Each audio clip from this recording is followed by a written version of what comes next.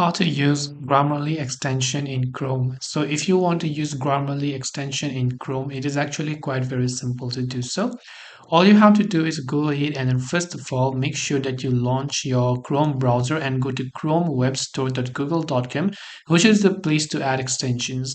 In the search extensions option, you want to go ahead and then simply search for Grammarly. You'll find the result Grammarly AI Writing and Grammar Checker. So this is from the official grammarly.com website as well. You can see, just click on the add to Chrome option, click on add extension, and then you will be able to add Grammarly as an extension. So you can click on this extension icon, and then you can also pin Grammarly if you want to right here, right? So once you've done that, you can pin.